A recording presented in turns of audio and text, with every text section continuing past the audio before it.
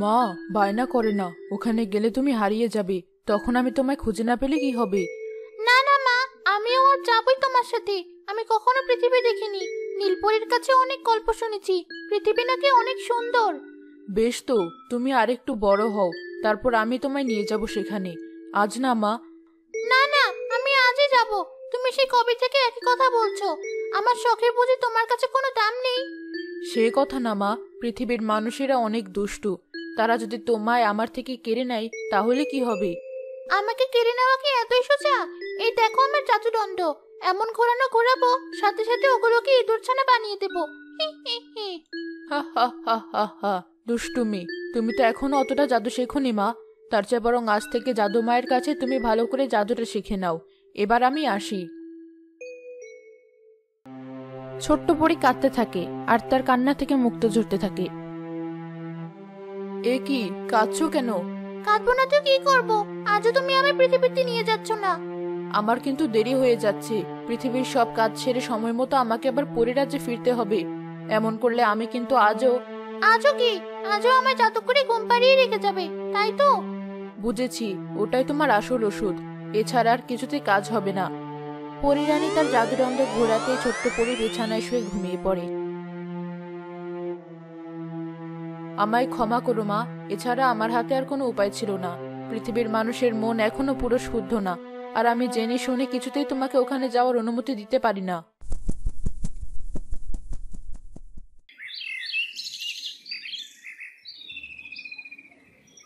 বাবা, তুমি রোজ রোজ ওই জ্যান্ত মাছগুলোকে কি খাওয়াও?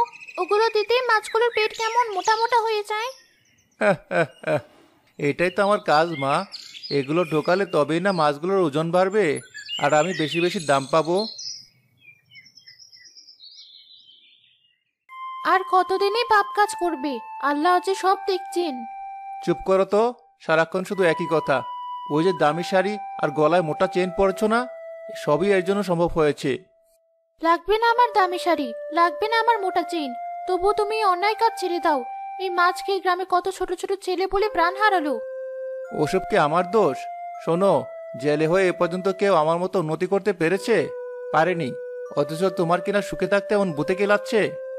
বুঝবে বুঝবে, আল্লাহ যেদিন তোমায় শাস্তি দিবেন সেদিন তুমি ঠিক বুঝতে পারবে। ছাড়ো তো তোমার ধর্মের কথা। সব মাছে খাবার ঢোকানো হয়ে গেছে, এবার মাছগুলো নিয়ে বাজারে যাই। আজ ভালোই মাছ পেয়েছি, হাজার দশেক তো পাবোই পাবো। হা হা হা হা।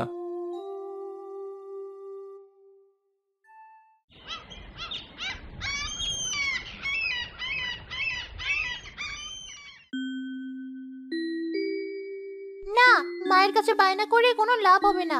পৃথিবীতে যেতে হলে আমাকেই একটা ব্যবস্থা করতে হবে।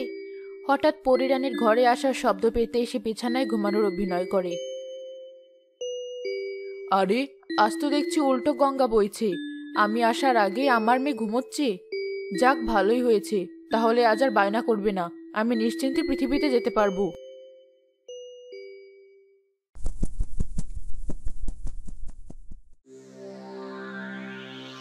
ওই তো মা পৃথিবীর উদ্দেশ্যে রওনা হয়েছে। আমাকেও মায়ের পেছন পেছন উড়ে যেতে হবে। তবে সাবধানে, মা যেন টের না পায়। ছোট্ট পরীও উড়ে উড়ে পৃথিবীর দিকে রওনা হয়। বাবা, আমিও তোমার সাথে নদীতে যাব। না মা, তোকে নদীতে যেতে হবে না। তুই তো আবার সাঁতার পারিস না। তোর বাবা তো ঠিক কথাই বলেছে, তোকে নদীতে যেতে হবে না। ধর, আমি পানিতে নামবো নাকি? আমি তো নদীর ধারে দাঁড়িয়ে থাকবো। বাবা, আমায় নিয়ে চলো, আমি তোমায় অনেক সাহায্য করব। দিলি তো ঝামেলায় ফেলে। মানুষ আমি যতই খারাপ হই না কেন, বাবা হিসেবে তো আর খারাপ না। বেশ, তাহলে চল। তুমিও ওর সাথে পাগল হলে নাকি? এতটুকু মেয়েকে নদীতে নিয়ে যাবে? হা হা হা। পাগল হয়নি, তুমি চিন্তা করো না। আমাদের মেয়ের আমি ঠিক খেয়াল রাখবো।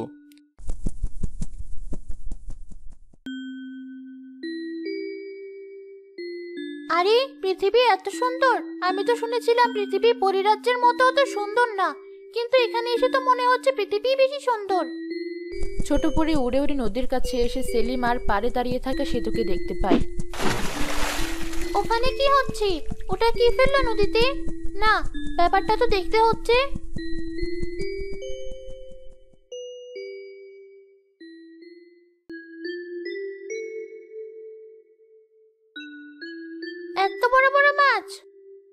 হ্যাঁ মা, আর এগুলোকে যখন বাড়িতে নিয়ে খাওয়াবো তখন দেখবি আরো বড় হয়ে যাবে। কিন্তু বাবা, মা যে বলে ওসব ভালো কাজ না। ছাড় তো তোর মায়ের কথা। তোর মায়ের কথা শুনলে আজ অত বড় বাড়ি বানাতে পারতাম না, আমাকেও চুনোপুটি বেচে পেট চালাতে হতো। আরে সেলিম ভাই, যে খুব বড় বড় মাছ পেয়েছো দেখছি। হ্যাঁ ভাই, আল্লাহ যা দিয়েছেন তাই পেয়েছি। হ্যাঁ ভাই, তোমারই তো ব্যবসা। কি সুন্দর বাড়ি বানিয়েছো। আর আমাদের দেখো, ঝড় বৃষ্টি এলে গাছের তলে গিয়ে বসতে হয়, পাছে আমাদেরকে উড়িয়ে নিয়ে যায়। দুঃখ করো না ভাই, ভালো মতো ব্যবসায় মনোযোগ দাও, দেখবে তোমারও সব হবে। কে জানি ভাই, সবই কপালের দোষ। তা সেলিম ভাই, শুনলাম ওই পাড়ার হারুনের ছেলে নাকি তোমার মাছ খেয়ে মরেছে, কথাটা কি সত্যি? কে বলেছে সব কথা? শোনো ভাই কামাল, সবই হিংসে, বুঝলে তো। নিজেরা তো কিছু করতে পারছে না, তাই আমার নামে যত ইচ্ছে বদনাম করে বেড়াচ্ছে। কে জানি ভাই, তবে যা রটে তার কিছু তো বটেই, বলো। কি বলছো এসব? আমি ভাই সৎভাবে কাজ করি, আমার গায়ে ওসব কাদা মাখাতে এসো না তো।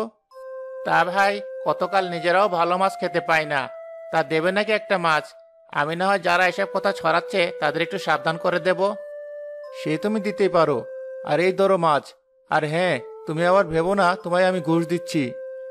হ্যাঁ হ্যাঁ হ্যাঁ, কি যে বলো না সেলিম ভাই, পেটে খেলে তবে না পিঠে সইবে। চললাম, বউকে বলবো বেশ ভুনা করে বাঁধতে। বাবা, ঘুষ কি? ওসব জেনে তোর কাজ কি? একে তো ওই কালামেশে মাথাটা বিগড়ে দিয়ে গেল, আর তোর যত আজগুবি প্রশ্ন। আচ্ছা বাবা, হারুন চাচার ছেলে কি সত্যি সত্যি তোমার মাছ খেয়ে মরেছে? সে তো, এসব কি কথা? দিন দিন বড় হচ্ছিস আর বেয়াদব হচ্ছিস, তাই না? আমি কি করলাম বাবা? সবাই যা বলছে আমিও তো তাই বললাম। হয়েছে, এবার বাড়ি চল, আজ আর মাছ ধরার মন নেই। আরে বাহ, দারুণ তো। তার মানে পৃথিবীতে এভাবে মাছ ধরে। ইস, আরো কাছ থেকে যদি দেখতে পেতাম, তাই বরং যাই। ছোট্ট পরি উড়ে উড়ে নদীর উপর গেল। ঠিক তখনই সেলিম জাল তুলতে গিয়ে ছোট্ট পরি জালে আটকে গেল। আরে আরে, এ কি হলো? এবার কি হবে?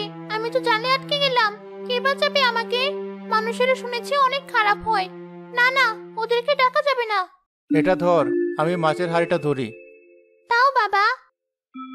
এ কি, জালটা যখন আনলাম এতটা তো ভারী ছিল না। আরে পাগলি, তখন তো জালটা শুকনো ছিল, এখন তো ভিজে গেছে, তাই এতটা ভারী মনে হচ্ছে। দে, তুই না পারলে আমি নিচ্ছি। না না বাবা, আমিই পারবো।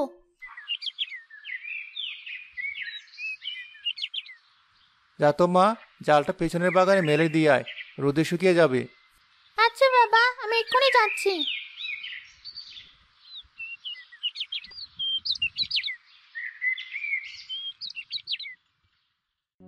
এ কি, এ আমি কি দেখছি?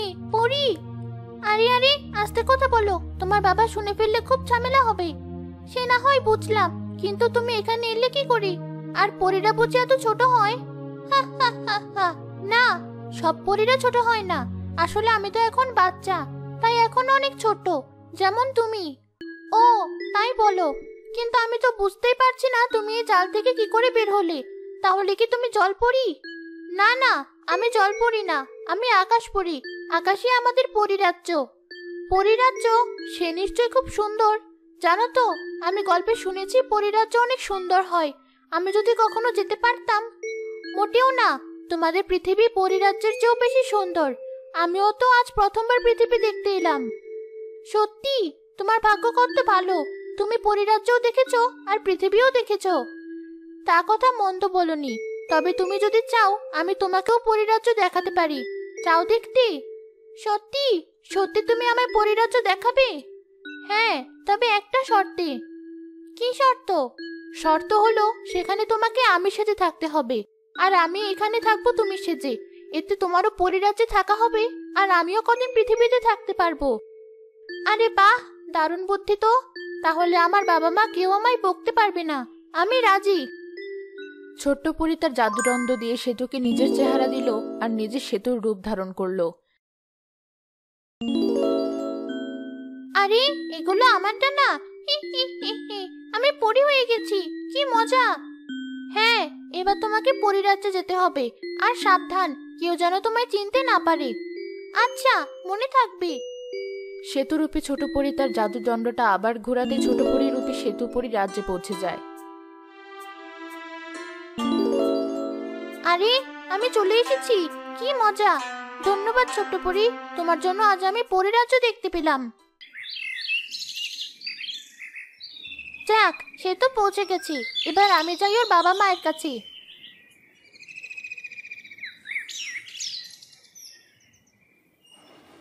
মেয়েটাকে কোথায় ফেলে এলে? তোমার কি আক্কেল জ্ঞান কখনোই হবে না? আরে চেঁচাচ্ছ কেন? ওই তো তোমার মেয়ে। কিরে সেতু মা, ওখানে দাঁড়িয়ে আছিস কেন? না মানে, আমতা আমতা করছিস কেন? এদিকে আয় দেখি, তোর চুলে একটু তেল দিয়ে দি। তেল? অমন আটকে উঠলি কেন? চুলের যা ছিঁড়ি হয়েছে। আয় দেখি, আমি তেল এনেছি। এরপর পুকুরে গিয়ে গোসলটা সেরে আসবি।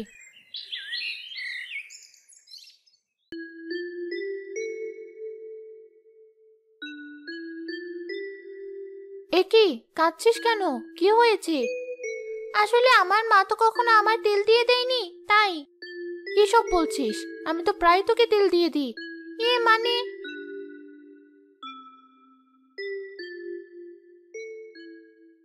এ কি, এগুলো আবার কি? এদিকে একবার এসো তো।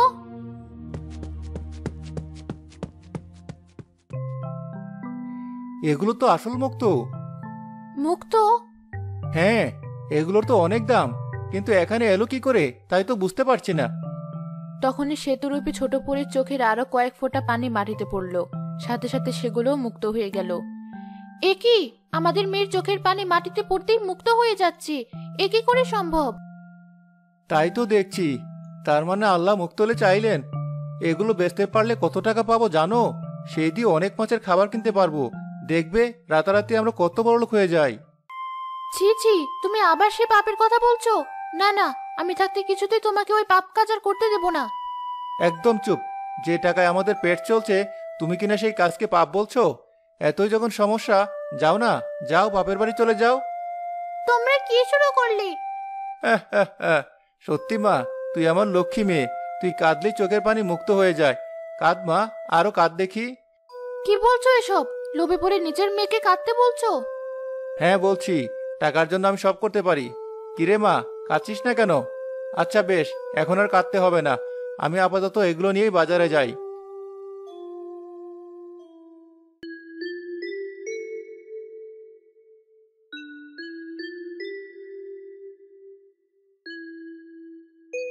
এ কি ছোট পরী, তোমার শরীর এত গরম কেন? মনে হচ্ছে ঠিক যেন কোনো মানুষের শরীর। আসলে মা, আমার মনে হয় জ্বর এসেছে, তাই শরীরটা এত গরম। জ্বর? পরীর শরীরে জ্বর? আশ্চর্য। ও আচ্ছা, এবার বুঝেছি। পৃথিবীর গল্প তুমি এত শুনেছো যে তাদের জ্বর নিয়েও তোমার এত জানা হয়ে গেছে। হ্যাঁ মা। হয়েছে হয়েছে, তোমাকে আর কিছু বলতে হবে না। আমি সব বুঝতে পেরেছি। তোর বাবার কথায় কিছু মনে করিস না। মানুষটার চোখে এখন শুধু টাকার নেশা। সৃষ্টিকর্তা, এই তুমি লোকটাকে কেমন লোভ দিলে? নিজের মেয়েকে সে এখন কাঁদতে বলছে। কেঁদো না মা, কেঁদো না, দেখবে বাবা ঠিক হয়ে যাবে। আমার লক্ষ্মী মা, আসলে লোকটা জীবনে এত অভাব দেখেছে যে এখন আর সেসব মোটেও দেখতে চায় না। তাই তো মাছের পেটে খাবার ঢুকিয়ে সেগুলো চড়া দামে বিক্রি করে। কিন্তু এতে তো মানুষের অনেক ক্ষতি হয় মা। হ্যাঁ মা, ওই খারাপ মাছ খেয়ে গ্রামের কত ছোট ছোট ছেলে বলে মরেছে, তবুও লোকটার শিক্ষা হয় না। বললাম তো মা, সব ঠিক হয়ে যাবে, তুমি কেঁদো না।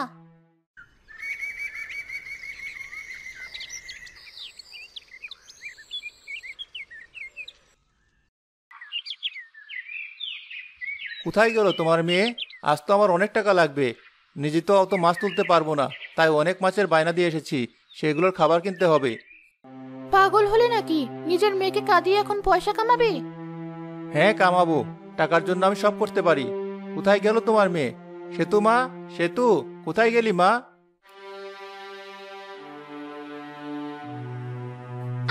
মরে গেলাম। এ কি মা, কি হয়েছে তোর? বাবা তোমায় কাঁদতে বলেছে মা, কিন্তু এমনি এমনি তো আর আমি কাঁদতে পারি না। তাই ওই পেটে খাবার ঢোকানো মাছ আমি খেয়েছি, সেই থেকে পেটটা এমন ব্যথা করছে, আমি যে শুইতে পারছি না। হায় হায়, এ তুই কি সর্বনাশ করেছিস? এবার কি হবে? দেখো, আজ তোমার জন্য আমার মেয়েটার কত বড় সর্বনাশ হয়ে গেল। সৃষ্টিকর্তা, আমার মেয়েকে তুমি রক্ষা করো।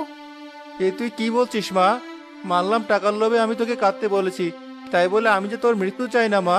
সৃষ্টিকর্তা, আমার টাকা পয়সা কিচ্ছু চাই না, তুমি আমার মেয়েকে সুস্থ করে দাও। কেন বাবা, এই দেখো আমার চোখের পানিতে কত মুক্ত বের হচ্ছে, এগুলো পেলে তুমি আরো বড় লোক হয়ে যাবে। না মা, এসব আমার কিচ্ছু চাই না। ওই যে পুলিশ স্যার, ওটাই সেই শয়তান যার জন্য আমি আমার ছেলেকে হারিয়েছি। স্যার, শুধু ওর ছেলে না, গ্রামের অনেক ছেলে মেয়ে মরেছে ওই শয়তানটার মাঝকে। ধরুন ওকে। পুলিশ? হ্যাঁ হ্যাঁ স্যার, ধরে নিয়ে যান আমাকে। তবু আমার মেয়েটাকে বাঁচান স্যার। ও যে আমার লোভের কবলে পড়েছে, আমার মেয়েও যে আমার হাতের ওই খারাপ মাছ খেয়েছে। দেখো সেলিম, দেখো আল্লাহর কি নির্মম খেলা। তোর কারণে আমরা সন্তান হারা হয়েছি, তাই আজ আল্লাহ তোকে সন্তান হারা করে ছাড়বে। না না ভাইজান, এমন অভিশাপ দেবেন না। আমার মেয়েটা যে নির্দোষ, বাবার পাপের শাস্তি মেয়ে কেন পাবে? ওদিকে পরিরাজ্যে হঠাৎ সেতুর আসল চেহারা ফিরে আসতে থাকে ধীরে ধীরে। এ কি, এসব কি দেখছি আমি? কে তুমি? আর এখানে এলে কি করে? তাছাড়া আমার মেয়ে বা কোথায়? ক্ষমা করবেন পরি রানী, আমি আপনাকে মিথ্যে বলেছি। আসলে এই সবই আপনার মেয়েরই পরিকল্পনা। সে এখন আমি সেজে আমার বাড়িতেই আছে। তোমার বাড়িতে? ওখানে ও কি করছে? আসলে ও পৃথিবী দেখতে চেয়েছিল, আর আমি চেয়েছিলাম পরিরাজ্য দেখতে, তাইও আমাকে এখানে পাঠিয়েছে। বুঝেছি, বেশ, চলো আমার সাথে। তোমাকে রেখে আমি আমার মেয়েকে ফিরিয়ে আনবো।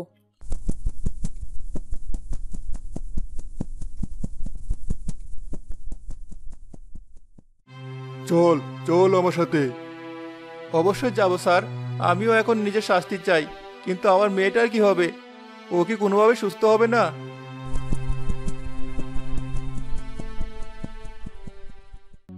এ কি, সে তো, কিন্তু ওকে তাহলে? আশ্চর্য ব্যাপার। আরে তাই তো, দুটো সে তো এলো কোথেকে? আর পরি, সত্যিকারই পরিবার এলো কোথেকে?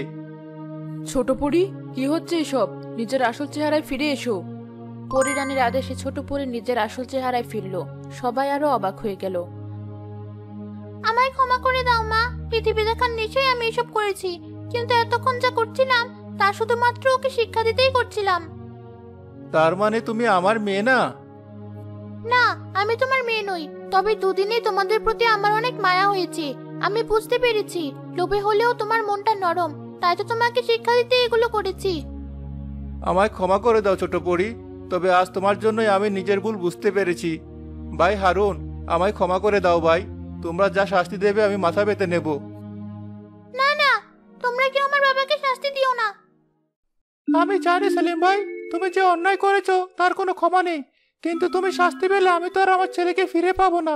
তাই আমি তোমাকে ক্ষমা করে দিলাম, বাকিটা পুলিশ স্যার দেখবেন। বেশ, তাহলে তোমাকে আমি আর নিয়ে যাচ্ছি না। তবে জরিমানা স্বরূপ এই পাপ কাজ করে তুমি যা যা বানিয়েছো সব তোমার সরকারকে ফিরিয়ে দিতে হবে। আমি রাজি, আমার স্ত্রী সন্তান সাথে থাকলে আমি নুন ভাত খেয়েও সুখে থাকবো। এই বাড়ি, এই ধন সম্পদ আমার আর কিছু চাই না। আয় মা, আমার কাছে আয়। এই যে মেয়ে, এবার তুমিও আমার কাছে এসো, অনেক খেলা হয়েছে। মা, এবার চলো, আমি পরিরাজ্যে ফিরে যেতে চাই। সত্যি ছোট পরি, তোমার অনেক বুদ্ধি। তোমাদের সাথে দেখা হয়ে আমার অনেক ভালো লাগলো। তাহলে ভালো থেকো সবাই। অনুমতি পেলে আমি আবারও আসবো তোমাদের কাছে। এবার তাহলে আসি। আচ্ছা ছোট পরি, তোমাকে আমরা মনে রাখবো। ঠিক তাই, আজ থেকে সেতুর সাথে সাথে তুমিও আমার মেয়ে। ভালো থেকো ছোট পরি।